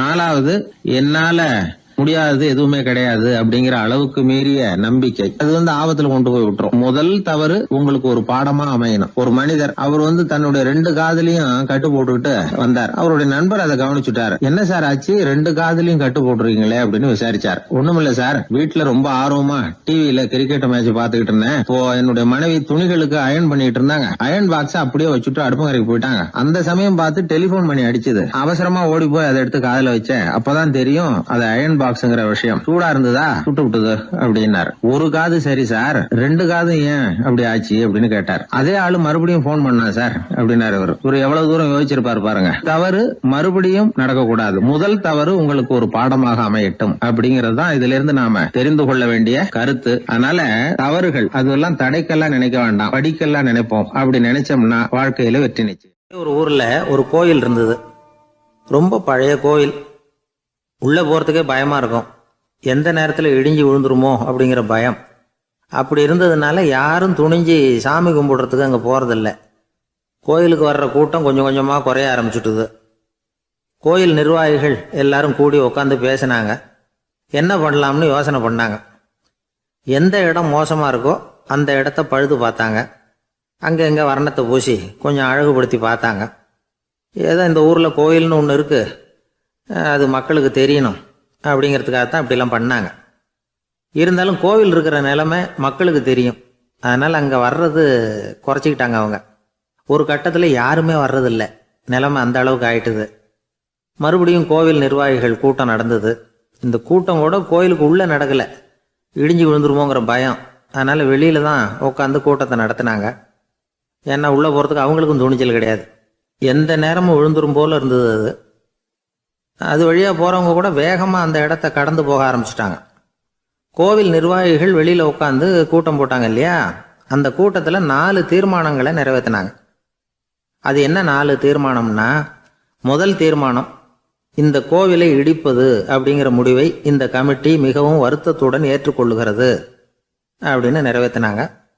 இதுக்கு பதிலாக இன்னொரு கோவிலை உடனடியாக கட்டி முடிச்சுடணுங்கிறது 2வது தீர்மானம். 3வது தீர்மானம் என்ன தெரியுமா? பழைய கோவிலின் கதவுகள், அதிலிருந்து பிரித்து எடுக்கிற செங்கல், இதையே புது கோவில் கட்டுவதற்கு பயன்படுத்தி கொள்ள வேண்டியது. பழைய கோவில் இருந்த மாதிரியே அதே வடிவத்தில் புது கோவிலையும் கட்ட வேண்டியது. பழைய கோவிலின் அஸ்திவாரத்தை அப்படியே வச்சுக்கிட்டு அதுக்கு மேலே நாம் கோவிலை கட்டிக்க வேண்டியது. இதுதான் 3வது தீர்மானம். இதையும் கமிட்டி முழு மனசோடு ஏற்றுக்கிட்டது. இது வரைக்கும் சரி. இப்போ அந்த கமிட்டி 4வதாக ஒரு முக்கியமான தீர்மானத்தை கொண்டுகிட்டு வந்து அதையும் ஏகமனதாக நிறைவேற்றி விட்டது. அது என்ன தீர்மானம்னா, புதிய கோவில் கட்டி முடிக்கிற வரைக்கும் பழைய கோவிலை இடிக்கிறதில்லை அப்படிங்கிற தீர்மானம். எப்படி இருக்குது பாருங்க இது. பழசை இடிக்காத வரையில் அதே இடத்துல புதுசாக எப்படி கட்ட முடியும்? பல விஷயங்களில் நாம் நடந்துக்கிற முறையும் இப்படி தான் இருக்குதான். வாழ்க்கையில் முன்னேறணும்னு ஆசைப்படுவோம். அதே நேரத்தில் அந்த முன்னேற்றத்துக்கு எது தடையாக இருக்கோ அதை விட்டு விடுறதுக்கும் மனசு வராது. வெளிநாட்டில் ஒரு பெரிய விருந்து நடந்துக்கிட்டு இருந்துதான்.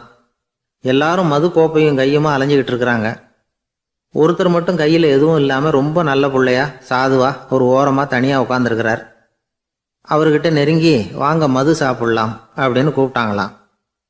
என்னை வற்புறுத்தாதீங்க, நான் என் மனசுக்குள்ளே உறுதியாக தீர்மானம் பண்ணிவிட்டேன் அப்படின்னாராம். என்ன தீர்மானம் பண்ணியிருக்கீங்க அப்படின்னு கேட்டு